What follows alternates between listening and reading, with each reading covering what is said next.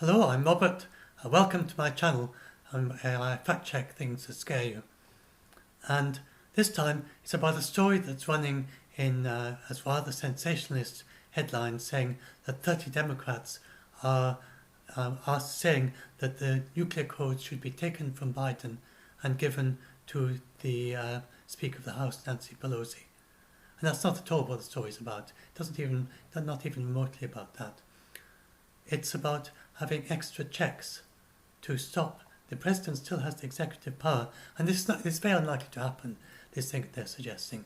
I will explain that why as well. I'm sorry, it's all rather complicated. I'll go step by step because it's a bit, I need the background first. So first of all, you need to know that US is the only major power that doesn't have a clear policy on the first use of nukes. So if it did, this wouldn't even be a question.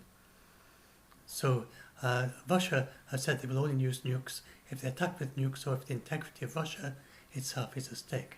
And so they mean by that not just attacking some Russian troops somewhere, but a massive invasion by the NATO armies or something like that.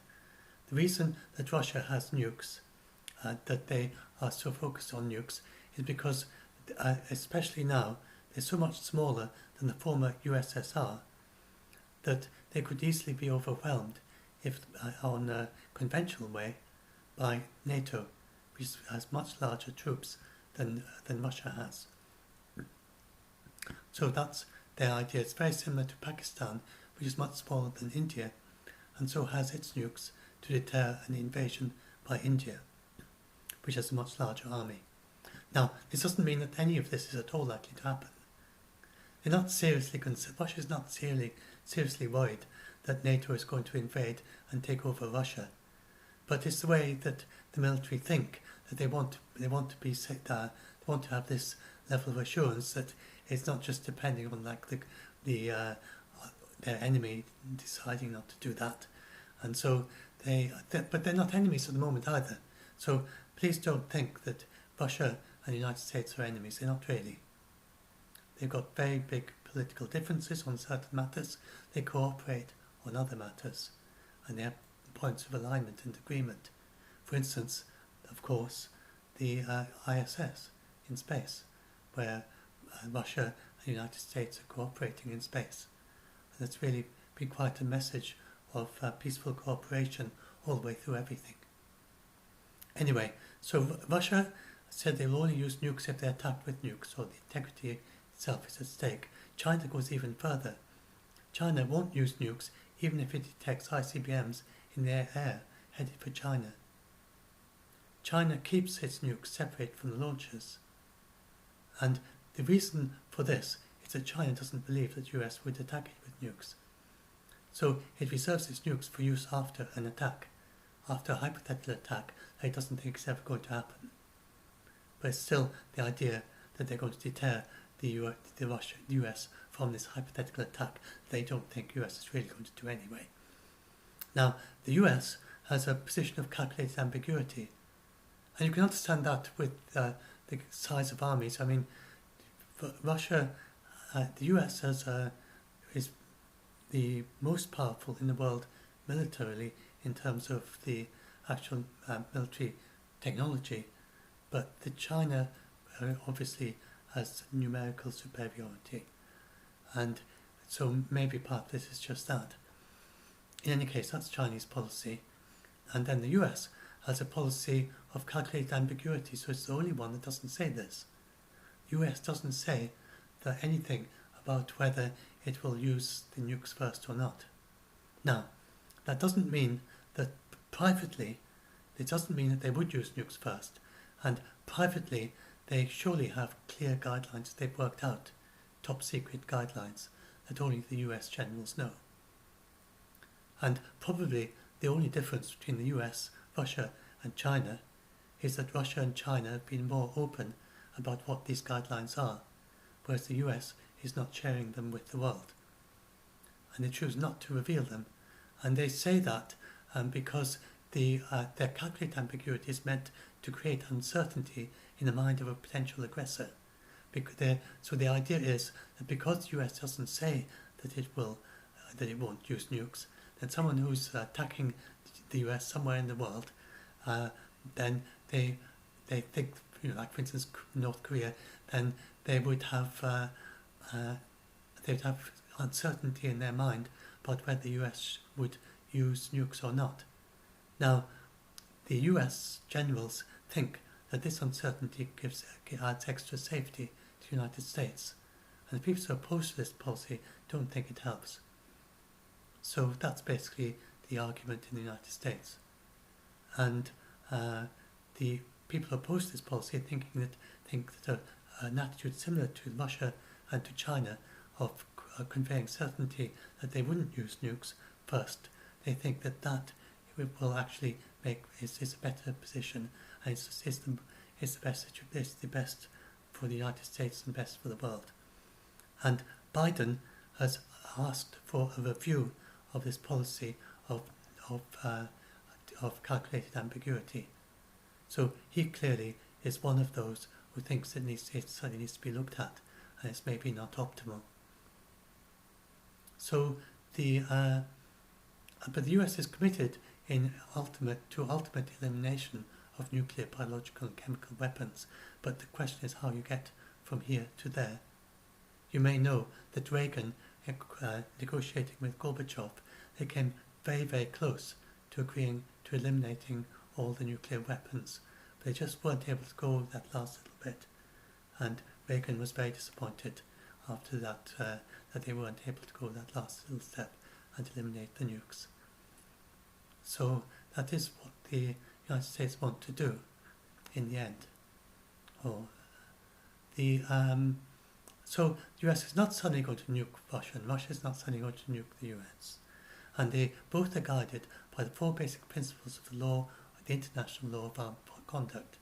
And that includes not causing unnecessary suffering to civilians. So there's no way that a nuke could abide by that. What the United States did with Hiroshima and Nagasaki, that just would not. The law of armed conduct has moved forward since then. That was at the end of World War II, where we had carpet bombing of Dresden, for instance, in World War II. I think that was the United Kingdom did that. And the idea, and that was a kind of firestorm, as bad as a nuclear war weapon, but except there was lots of bombs dropped by planes, but all in one night, and lots of civilians died in fires across the whole of Dresden. It was really appalling, and nowadays that would not be considered. That would be considered to go against the law of armed conduct, just as much as nuclear weapons would as well, and and things that were done during the Vietnam War, all those things, and things that were done during the Korean War, with basic carpet bombing similar to Dresden. It just during the World War II, then people got more and more used to doing more and more extreme things, until this became accepted as something you can do. And then on reflection after World War II, and then followed by the Korean War and the things that happened in Japan, the dropping of the nukes in Japan and the Vietnam War, then gradually our understanding of what is permitted in armed conflict has changed. And these things will not be permitted today. And so with that background, it's really very hard to see any situation where a nuke would be used in peacetime by any of the world powers. And it's really difficult also to see any of the major powers doing something they know would trigger a nuclear attack. Like there's no way that NATO seriously is going to invade Russia with an overwhelming military force, or that India is going to invade Pakistan with an overwhelming military force. So it's really only an accident, and there's so many precautions in place now to prevent an accident. So really, in a way, this letter is not needed, because there's just no way that the United States could have this secret plans they don't reveal to anyone. It's very hard to see how those could involve a situation where the president could order a nuclear attack in peacetime. And then if he does something that isn't in those secret plans, then the generals, they would get their lawyers involved, because these plans are cleared for legality according to the international law of armed conduct. And if the President says something that's not in those plans, it's not cleared. And the General would, as the General Keller put it, they're no shrinking violets. That's a term meaning they aren't timid people who kind of shrink away when someone tells them to do something and then just does what they're told. Generals, obviously, you don't get to become a 5-star general if you're like that. And it is built into officers all the way through from their basic training that a general or an officer is 100% responsible for anything they do, even when they are ordered by a superior officer in terms of the law of armed conduct. So, for instance, a much smaller scale thing, if you're a soldier, not even an officer, and your commanding officer tells you to shoot, you're just out on some campaign and you come across a village and then there's no soldiers in it, and if your commanding officer says shoot all those people, then you would be responsible for the war crime, for obeying the orders of your commanding officer. So it's exactly the same thing, even if you're a 5-star general and the person ordering you is the President, you're still 100% responsible, even if the President himself tells you to do it, and if it goes against the law of armed conduct. So that is why the generals would refuse this order if it was an illegal order. And then if the President insisted, then the generals would get back to the President and they would say, well, can we get your lawyers, what do your lawyers say about it? Because in a conversation like this, it wouldn't just be a one-to-one between the President and the General, or the legal team on both sides would be listening in throughout the conversation. And then it would likely get kicked down to Congress. So this situation they're talking about is not actually a realistic situation that's going to arise. And so now let's look at what the letter said. So what the letter said is that if the US is not going to have a no first use policy, then well, they didn't actually mention the no first use policy, but the letter would be there'd be no point in this letter if the US had a no first use policy. So that's very important. That's why I say it that way. So what they are saying is, if since the US has no first use policy, that's the subtext. They don't actually mention that. Then they say that vesting a single person with the authority for, and they talk about the first strike. They're not talking about responding to an attack. They're talking about the first strike in peacetime. Then they say that there should be extra checks and balances to stop the president from attacking. So it's not the idea that someone else would do the order. They're not saying take the nuclear codes from Biden and give them to Pelosi and she is the one who decides whether or not to attack another country with a nuke. It's not saying that. It is saying that that if Biden orders a nuclear attack, then there should be other people to stop him if they decide to. And it's not actually a concern about Biden. As I said, he's the most unlikely president to order first strike, because he clearly thinks the US should consider scrapping its policy of calculated ambiguity. So it's more in response to Trump and his tweets about my button is bigger than your button to Kim, which scared many people in our group. And I explained to them that this was a bluff and that he couldn't do that. There's no way that the US could attack North Korea, even never mind with nukes. And this is one of, I did many posts at the time because there were quite a lot of people got scared by this. But this is quite relevant to this particular thing. It explains how the nuclear briefcase works, that he can't literally launch the nukes. It's a way to identify himself to a general, and he talks to over the phone, and the general has to give orders to soldiers. So this general can't press the button either. So the humans all the way down, and then the soldiers are two soldiers, each with a separate key, and they can't use the other person's key, and they both have to insert their key at once. So there's lots of precautions to make sure that there's no accidental or rogue element involved here. But it was Trump making those blustery remarks. That's what led to people and various other things he said and did in his rather erratic, to at least to others it seemed very erratic behaviour and hard to predict, then this led to people wondering about this. And that's where the discussion with Keller came in, and various other experts testifying that he wouldn't be able to launch an attack by himself. So anyway, let's just look at this letter, and they mention several. I've got the whole text here. I won't go into everything they say, but the three things they do say, they suggest: one, the Vice President and the Speaker of the House have to agree to the order is a good order. Then another check. They don't say whether it's all three or whether it's actually four, I think, or whether there's or whether it's one of them, or they're just suggestions of possible checks. They don't actually give. They're not spelling it out in detail. Another possibility is the Congress says it's the right thing to do.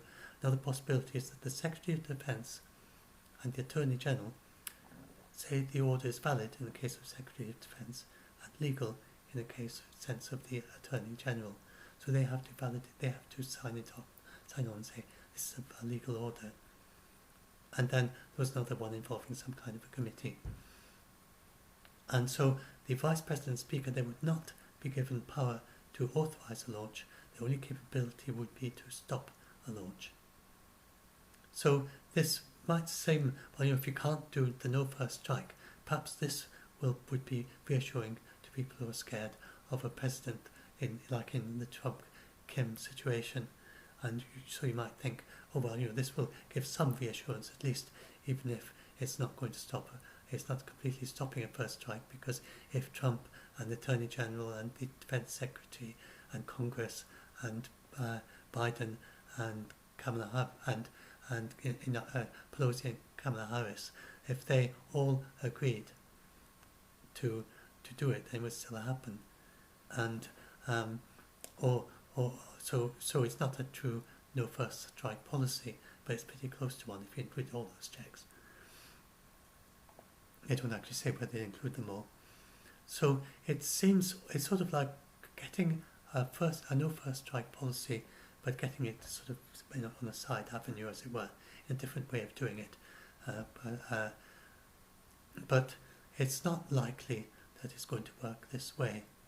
And the problem is, although it's got 30 Democrats have supported it, but it's 30 Democrats is nothing like enough. There would have to be many more would support it. I see it very unlikely. And the reason is because, and this is Harry Truman, and he had this famous sign on his desk saying, "The buck stops here." And this is the way that Americans think about their president. That basically he makes the executive decisions, he's also responsible for the executive decisions that he makes. So this idea of the president both making and being responsible for the decisions is really rather hard to reconcile with this idea that Biden or some future president could make this decision and then be stopped just in a political sense, by a political decision, not a legal sense, politically stopped by the decisions of the Speaker of the House or the Vice President, who aren't, and the Speaker of the House isn't even in the same legislative branch as the President. So that seems quite a difficult way to do it. It doesn't seem that likely to me. Now, on the other hand, there are many things that do limit what the President can do. The President is bound by the Constitution, of course. He's also bound by any laws passed in Congress. He is only the executive branch. He executes that laws. And he's also bound by the interpretation of the laws by the judiciary. So the many limits, the things that limit what a president can do, they often make illegal executive decisions. And they are, in a sense, they are then challenged legally. It often goes all the way to the Supreme Court, and the Supreme Court decides that what the president had just ordered is illegal. So that is how you can the limits. That's the traditional way that you have limits on what the president does. So the idea of limits on what the president does, that's not strange. That's not strange at all. So it's just the way of doing it. They're doing it as putting in this new extra branch, extra layer, where it's got to be an executive decision by the Vice President or the Speaker can override the executive decision by the President, that seems the most unlikely way to tackle this. And it would need something like a law in Congress to be passed. So for instance, the law could just outright prohibit a first strike in peacetime. That would be the easy way to do it. But that will depend on this review, and the generals are very likely to say again that we've got to have this calculated ambiguity, and it would take a very strong thing from the other side to override this quite strong feeling that many of the generals seem to have, that this is the way to go. So even though it's certainly, that would seem to be what Biden would think, that we need to re-examine it. He would only ask for it to be re-examined if he thought that there's some point in that it could be overridden and there could be a no first strike policy. But just the very act of asking for it to be reconsidered does show that the US it's very close to a no first use policy. It just isn't out and out saying it. So I think nobody expects the United States to suddenly launch nukes at someone. They're very, very close to and specifying a no first use policy, but they haven't gone as far as China or Russia in being totally explicit about it. So that's basically the situation, and hopefully this helps a bit with some of you got scared by this and understand it a bit better, and also to understand a bit better that the situation with what the actual policies are of the different countries on nuclear strikes. So anyway, shout out for my channel, shout out for Doomsday Debunked. If you visit Doomsday Debunked and you are either as a debunker or helping people who are scared, then do be sure to check the rules and have a look over the rules at the heads of the group, because that is how it functions. That is what helps it to function smoothly. And anyway, that's it.